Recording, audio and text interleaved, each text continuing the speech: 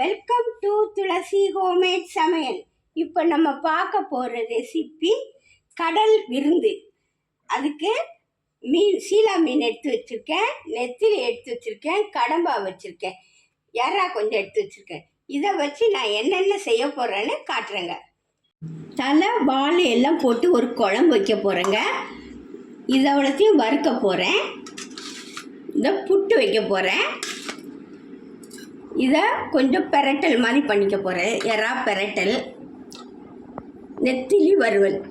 இதை எப்படி நான் மிளகா உப்பு விரைவி வைக்கிறேன்னு காட்டுறேங்க. இந்த மிளகாவை நல்லா பெரட்டிக்கணும். உப்பு காரம் எல்லாம் இது பண்ணிவிட்டு இந்த நெத்திலி மீன் எடுத்து தடவி வச்சிடணும்.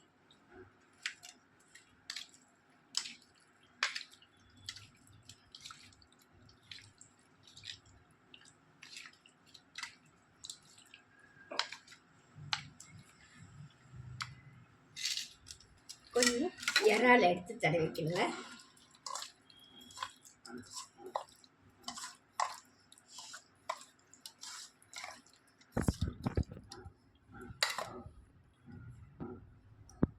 மீனெல்லாம் உப்பு காரம் தடவி வைக்கணுங்க.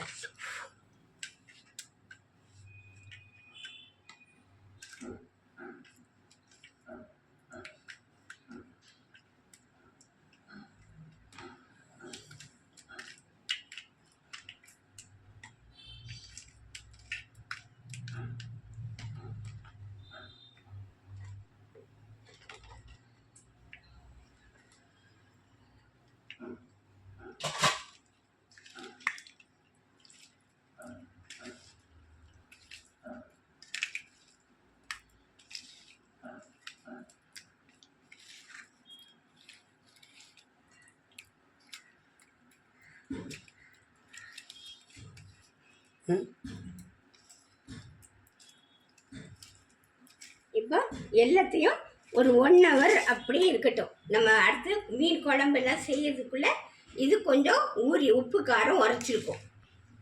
ஒரு கடை எடுத்து தேங்காய் வறுக்கிறதுக்கு போட்டிருக்கேன் மீன் குழம்புக்கு. இது கொஞ்சம் செவக்க வறுக்கணும். அதில் கொஞ்சம் மிளகு போட்டுக்கிறேன்.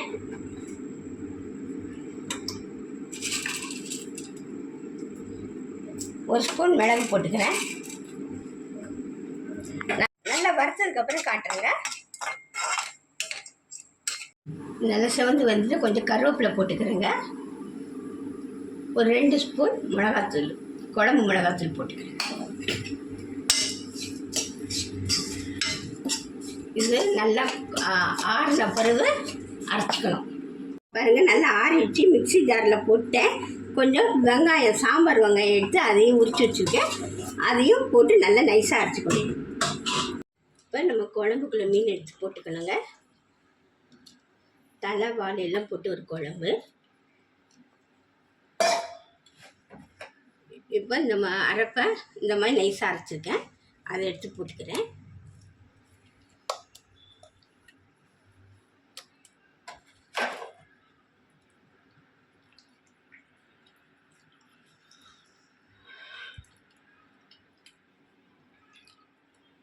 கொஞ்சமாக புளி ஊற்றிக்கிறேன்.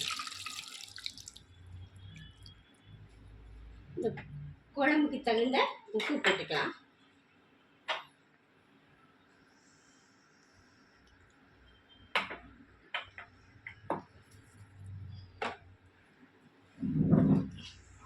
டம்ளருங்க. இப்போ இந்த மிக்ஸி கழுவுன தண்ணி எல்லாத்தையும் ஊற்றிடுறேங்க. ஊற்றி நல்லா கலந்துக்கிறேன்.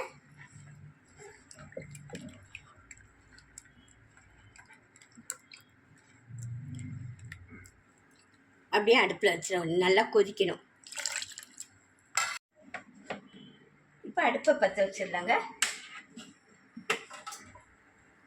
நல்லா கொதிச்சு வரட்டும். உப்பு காரெல்லாம் பார்த்துடுங்க. கரெக்டாக இருக்குன்னா எது, கரெக்டாக இல்லைன்னா திருப்பி போட்டுக்கலாம்.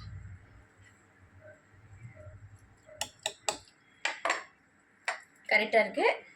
காரம் உப்பு எல்லாம் அவங்கவுங்க தேவைக்கப்போ போட்டுக்கணும். ஓகேங்க. இப்போ கொஞ்சம் கருவேப்பிலை போட்டுக்கிறேன். கொஞ்சம் நல்லெண்ணெய் எடுத்து ஊற்றிக்கிறேன். ஒரு 10 நிமிஷம் அடுப்பில் இருந்தோன்னா ஆஃப் பண்ணிட வேண்டியதான். கொஞ்சம் வத்துனோன்னா ஆஃப் பண்ண வேண்டியதாங்க. அப்படி மூடி வச்சுங்க. எண்ணெயெல்லாம் பிரிஞ்சு வரும் பாருங்கள். மீன் குழம்பு ரெடி ஆயிடுச்சுங்க. அடுத்து அவியல் வைக்க போகிறேங்க. அதுக்கு தேங்காய் கொஞ்சம் எடுத்துருக்கேன். ஒரு மிக்சி ஜாரில் தேங்காய் எடுத்து போட்டுக்கிறேன்.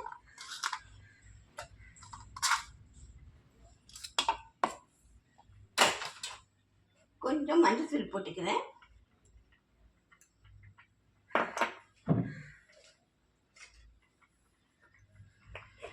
கொஞ்சம் மிளகாத்தூள், தனி மிளகாத்தூள் கொஞ்சம் ஜீரகம்,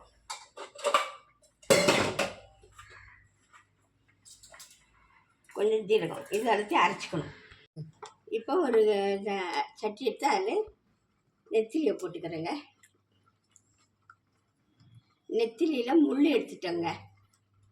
பாருங்கள், முள்ளே கிடையாது.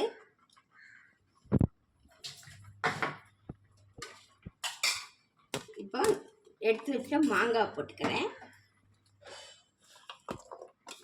எடுத்து வச்ச மாங்காய், கொஞ்சம் சாம்பார் வெங்காயம் நீட்டாக நறுக்கி வச்சுருக்கேன். 2 பச்சை மிளகாய் நீட்டாக நறுக்கி வச்சுருக்கேன். இடமும் பத்தலை. அப்புறம் இப்போ நம்ம அரைச்சி வச்ச விழுது எடுத்து போட்டுக்கிறேன்.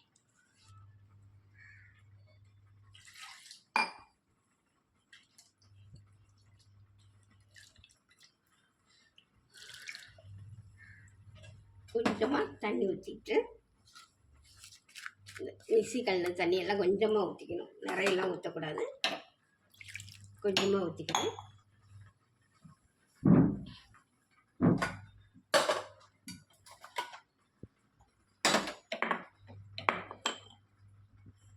இந்த குழம்புக்கு தகுந்த மாதிரி உப்பு கொஞ்சம் போட்டுக்கிறேன். போட்டு நல்லா கை வச்சு கலந்துக்கிறேன். கலந்து அடுப்பில் வச்சுருங்க.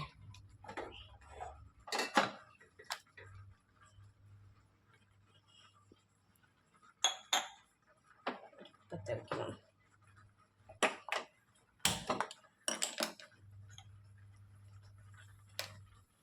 பாருங்க, கொஞ்சமாக புளி ஊற்றணும். நிறைய ஊற்றக்கூடாது, கொஞ்சமாக. ஏன்னா மாங்காய் போட்டிருக்கிறதுனால கொஞ்சமாக புளி ஊற்றினா போதும். ஒரு கொதி வந்த உடனே ஆஃப் பண்ணி, இந்த மாங்காய் வேகிறது வரைக்கும் இந்த கலரு, பச்சை மிளகாய் கலரும் மாறணும். இப்போ கொஞ்சம் கருவேப்பிலை போட்டுக்கிறேங்க. கொஞ்சமாக தேங்காய் எண்ணெய் ஊற்றிக்கிறேன்.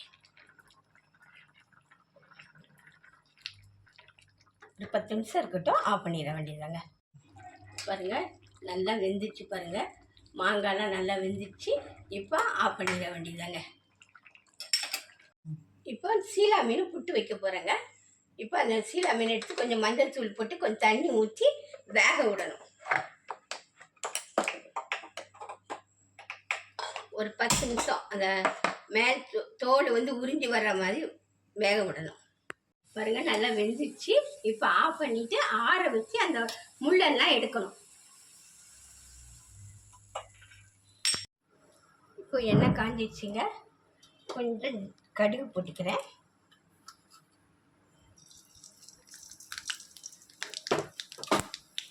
ரெண்டு காஞ்ச மிளகாய் பிடிச்சி போட்டுக்கிறேன்.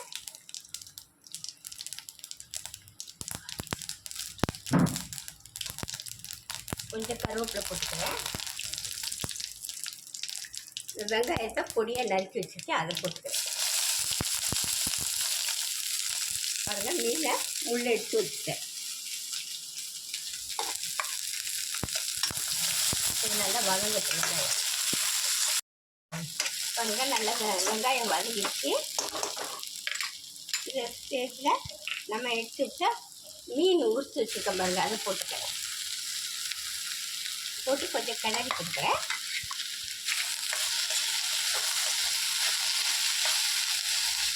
கொஞ்சம் மிளகாத்தூள்,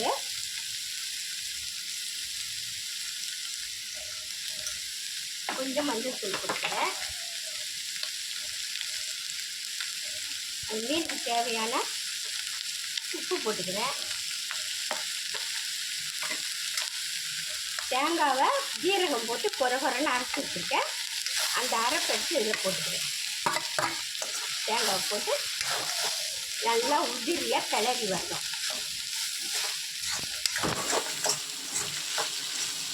நல்லா உதிரியாக வந்துச்சு பாருங்கள்.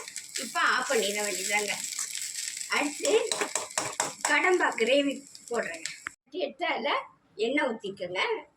ஒரு 4 வெங்காயம் நறுக்கி வச்சுருக்கேன், பொடியை நறுக்கி வச்சுருக்கேன், அதை போட்டுக்கிறேன். அது நல்லா வதங்கட்டும்.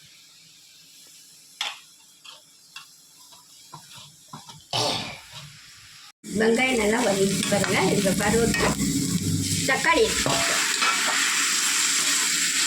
நல்லா குழைய வதக்கும். கொஞ்சமாக உப்பு போட்டுக்கிறேன்.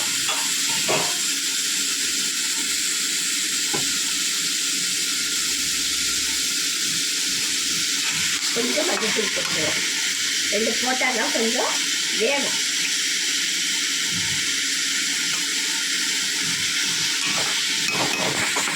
அப்படியே கொஞ்சம் நேரம் மூடி வச்சுருவேன். நல்லா வதங்கிச்சு. இதை கொஞ்சம் இஞ்சி பூண்டு பேஸ்ட்டு போட்டுக்கிறேன்.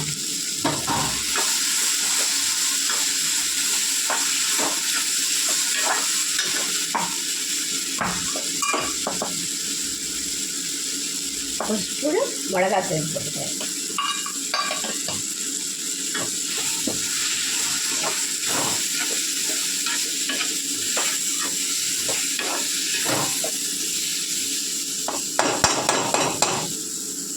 இப்போ நம்ம எடுத்து வச்ச கடம்பாவை போட்டுக்கலாம். நல்லா புளிஞ்சிட்டு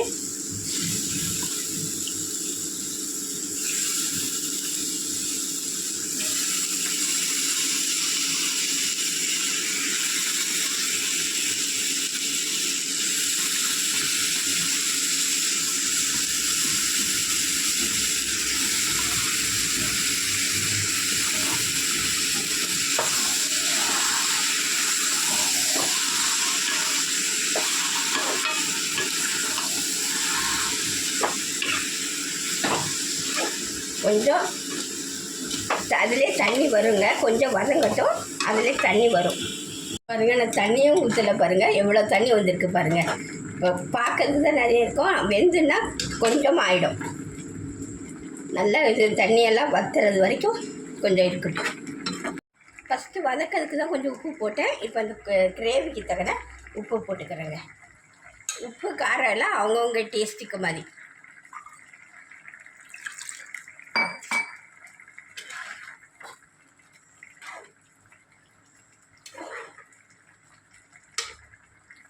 நல்லா தண்ணி அவ்வளோ வச்சு நல்லா எண்ணெய் பிரிஞ்சு வந்துச்சு பாருங்க.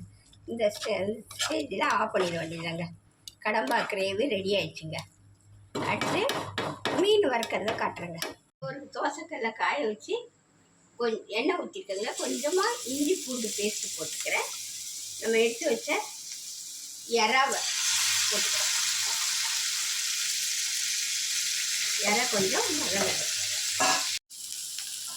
வந்து இறா ரெடி ஆகிடுச்சு. இதை எடுத்துகிட்டு அடுத்து நெத்திலி வறுக்கிறேங்க.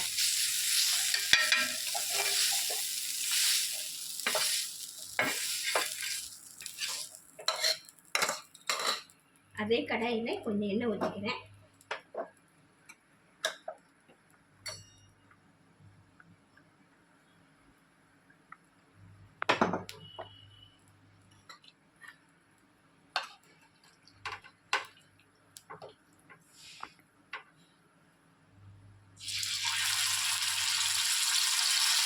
வறுத்தாச்சுங்க. அடுத்து மீன் வறுக்கிறத காட்டுறேன்.